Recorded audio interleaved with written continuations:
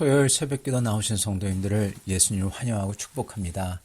오늘 하나님 말씀은 수치와 은혜라는 제목으로 야곱, 유다, 다윗입니다. 오늘 하나님 말씀은 역대상 2장 1절부터 17절 말씀을 저희가 보도록 하겠습니다. 이스라엘의 아들은 이러하니 르우벤과 시므온과 레위와 유다와 이사갈과 스불론과 단과 요셉과 베냐민과 낫달리와 갓과 아셀이더라. 유다의 아들은 에르와 오난과 셀라니 이 세 사람은 가나안 사람 수아의 딸이 유다에게 낳아준 자요. 유다의 맏아들 에르는 여호와 보시기에 악하였으므로 여호와께서 죽이셨고 유다의 며느리 다말이 유다에게 베레스와 세라를 낳아주었으니 유다의 아들이 모두 5이더라. 베레스의 아들은 헤스론과 하므리요 사라의 아들은 시므리와 에단과 헤만과 갈골과 다라니 모두 5사람이요 갈미의 아들은 아가리니 그는 질멸시킬 물건을 범하여 이스라엘을 괴롭힌 자며 에단의 아들은 아사랴더라. 헤스론이 낳은 아들은 여라무엘과 람과 글루베라. 람은 아미나답을 낳고 아미나답은 나손을 낳았으니 나손은 유다 장손의 방법이며 나손은 살마를 낳고 살마는 보아스를 낳고 보아스는 오벳을 낳고 오벳은 이새를 낳고 이새는 맏아들 엘리압과 둘째로 아비나답과 셋째 시므아와 넷째로 느다넬과 다섯째로 랏대와 여섯째로 오셈과 일곱째로 다윗을 낳았으며 그들의 자매는 수리아와 아비가일이라. 수리아의 아들은 아비새와 요압과 아사라엘 차명제요 아비가일은 아마사를 낳았으니 아마사의 아버지는 이스마엘 사람 예델이었더라. 아멘.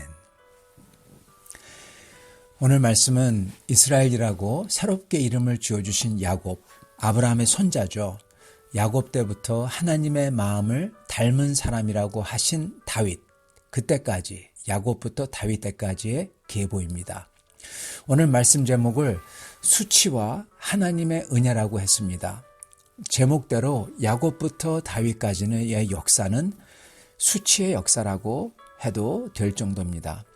그리고 또한 그런 수치스러운 인간들, 그것도 하나님께서 택하신 백성이라고 하는 인간들의 역사인데 이 수치스러운 역사와 그런 사람들 속에서 그 가운데 임하시는 하나님의 은혜, 그리고 이걸 이루시는 주님의 섭리에 대해서 오늘 전하고자 합니다. 하나님께서는 자기 죄로 스스로 죽음을 불러온 온 인류, 그리고 그들이 망가뜨린 이 아름다웠던 세상을 반드시 회복시키겠다고 약속하시고 그 약속을 아담과 하와에게 주십니다. 그리고 그 놀라운 일을 이룰 존재를 또한 알려주시는데 그 일을 이룰 존재는 바로 하와의 몸에서 나올 씨앗 중 한 명이라고 말씀을 하십니다. 바로 예수님이시죠.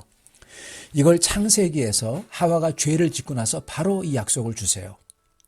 그러나 또한 죄를 지음으로써 말 그대로 지옥의 문, 헬게이트가 열린 거죠. 그렇기 때문에 그 여파가 시작이 됩니다. 그리고 나서는 죄를 졌기 때문에 그 에덴에서 쫓겨나죠. 그리고 나서는 인류의 역사가 시작이 됩니다.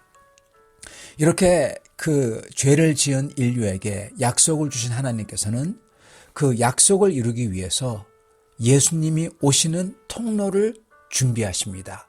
그 통로를 준비하시기 위해서 각 시대마다 예수님의 존재와 언약을 보여주시고 이걸 믿는 사람들을 비록 아직 오시지 않았지만 그들에게 예수님께서 말씀해 주시고 그리고 그 말씀을 믿고 따르는 그들의 삶을 이 세상에서 사는 동안에서 인도해 주십니다. 그게 노아고 아브라함이고 이삭이고 그리고 소위 이스라엘이라고 불렸던 야곱이었습니다. 그러므로 이스라엘이라고 불린 야곱의 12아들도 이스라엘이라고 불리죠. 하나님의 약속이 주어진 사람들이죠. 자, 그런데 문제는 이 이스라엘, 야곱 자신과 그의 12아들이 전부 다 문제투성이었다는 겁니다. 더 정확히 말하자면 야곱의 죄성, 속이고 질투하고 여성 편력이 있고 이게 그의 아들들에게 다 대물림이 되었다는 거예요. 즉 그들도 우상을 숭배하던 그 당시 사람들과 마찬가지로 모두 다 타락한 죄인이었다는 것입니다. 그래서 이스라엘과 12아들도 구속의 통로, 구원의 통로이기 전에 먼저 죄의 통로가 되었다는 사실입니다. 르우벤, 첫아들 르우벤, 아버지의 첩과 간통하죠. 그리고 시므온과 레위, 한 고을의 모든 사람들을 다 칼로 죽이죠. 그리고 유다, 며느리와 동침하죠. 사실 이런 것들은 우상 숭배하던 그 당시 세상 사람들도 고개를 절레절레 짓던 일이에요. 이러한 일들을 벌인 자들이란 겁니다. 세상 사람만도 못한 신앙인들. 그때도 그리고 어쩌면 지금도 그런지 모르겠습니다. 야곱도 그리고 그의 12 아들들을 앞만 봐도 그들은 하나님의 구원의 통로가 되기에는 부족하다. 아니 말도 안 된다는 것 같습니다. 그들 중에 그래도 요셉은요. 그 당시 전 세계 사람들을 구했던 정말 구원의 통로가 되었죠. 그래서 요셉은 그 당시 하나님의 구원을 보여주는 예수님을 예표하는 사람이 바로 요셉이었죠. 자, 그런데 오늘 말씀에서 정말 놀라운 것은 이 계보에서 정말 놀라운 것은 요셉이 그 계보에 없다는 겁니다. 하나님은 요셉의 자손으로 예수님의 계보를 잇게 하지 않으셨다는 거예요. 그리고 그건 여러분 모세도 마찬가지입니다. 네, 모세를 통해서 그 예수 그리스도의 예표였던 모세를 통해서 예수님의 계보를 잇게 하지 않으세요. 놀랍고 놀라운 것은 하나님께서는 요셉이 아닌 죄인을, 회개하는 죄인을 택하셔서 그를 귀히 여기시고 그를 예수님이 오시는 통로로 사용하셨고 또한 지금도 사용하신다는 겁니다. 이 12 아들 중에서 정말 수치스러운 죄를 진 사람 유다죠. 유다를 택해서 그와 며느리와 동침했던 유다, 그를 택해서 그리고 그 며느리와 동침해서 나온 그 자손들, 수치스러운 자손들을 택해서 예수님의 계보를 이으셨다는 것입니다. 유다의 그리고 유다의 후손 중에 또한 수치스러운 죄를 진 다윗 통해서 예수님의 계보를 아주 굳건하게 이으셨다는 것이죠. 유다와 다윗은 공통점이 있습니다. 그게 뭘까요? 그들은 둘 다 수치스러운 성적인 죄, 그것도 아주 수치스러운 죄를 졌다는 겁니다. 근데 더 중요한 공통점이 있어요. 그건 그들은 둘 다 그 죄의 끝에 회개를 했다는 것이에요. 이렇게 수치스러운 죄를 졌던 유다와 다윗이 예수님이 오시는 통로, 온 세상의 구원의 통로, 하나님께서 주님의 섭리를 이루는 통로가 되는 것입니다. 이건 하나님께서 뉘우치며 회개하는 죄인에게 주시는 은혜인 것입니다, 여러분. 여러분, 우리 하나님은 우리 주 예수 그리스도께서는 구약에서도 그리고 신약에서도 동일하십니다. 그리고 그 주님의 원칙도 동일하세요. 우리 주 그리스도 예수께서는 완벽한 자보다도 죄인, 바로 회개하는 죄인을 매우 긍휼히 여기시며 오히려 회개할 때 이전보다 더 큰 은혜를 주시는 겁니다. 이게 우리 주님의 놀라운 원칙입니다. 그리고 이 원칙을 뭐라고 부르냐? 은혜라고 부르는 것입니다, 여러분. 예, 이게 은혜예요.